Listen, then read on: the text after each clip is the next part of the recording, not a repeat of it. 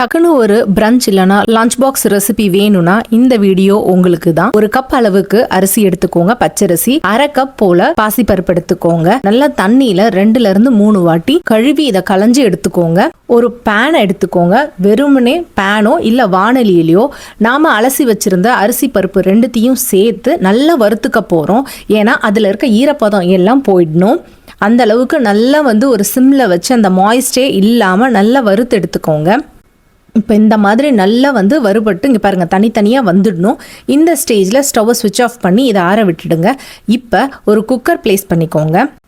இந்த ரெசிபிக்கு தேங்காய் எண்ணெய் விட்டிங்கன்னா சூப்பராக இருக்கும். உங்ககிட்ட இல்லைனா எண்ணெய் இருக்கோ அதை யூஸ் பண்ணிக்கோங்க.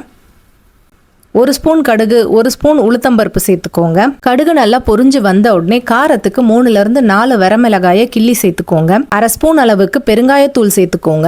வாசனைக்கு கருவேப்பிலை சேர்த்துக்கோங்க. இது எல்லாத்தையும் ஒன்னா கலந்து விட்டுடுங்க. சும்மா ஒரு கைப்பிடி அளவு துருவின தேங்காய் சேர்த்துக்கோங்க. இந்த ரெசிபிக்கு தேங்காய் ரொம்பவே முக்கியம். இதையும் ஒரு 2ல இருந்து 3 வாட்டி இந்த மாதிரி கலந்து விட்டுடுங்க.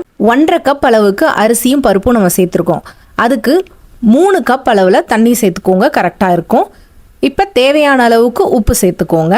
தண்ணி நல்லா கொதிச்சு வந்த உடனே நம்ம வறுத்து எடுத்து வச்சிருந்த அரிசி பருப்பை ஆட் பண்ணிக்கணும். கொஞ்சமா நெய் சேர்த்துக்கோங்க. இது எல்லாத்தையும் ஒரு வாட்டி கலந்து விட்டு மூடி போட்டு விசில் வச்சு ஒரு 2 விசில், அதுக்கு மேல விடாதீங்க. 2 விசிலுக்கு அப்புறம் ஸ்டவ்வை ஸ்விட்ச் ஆஃப் பண்ணிடுங்க. 2 விசில் வந்த உடனே அடுப்பை ஸ்விட்ச் ஆஃப் பண்ணிட்டு ப்ரெஷர் எல்லாம் போன உடனே எடுத்து பார்த்தீங்கன்னா டேஸ்டான உசிலி உப்புமா ரெடி. இதை எங்கள் ஊர் ஸ்டைலில் சொல்லணும்னா அவுசு ரெடி. இதுக்கு ஏதாவது ஒரு புளிப்பான ஒரு சட்னி ரெடி பண்ணிக்கலாம். நான் வைரல் மேங்கோ சட்னி ரெடி பண்ணிக்கிட்டேன்.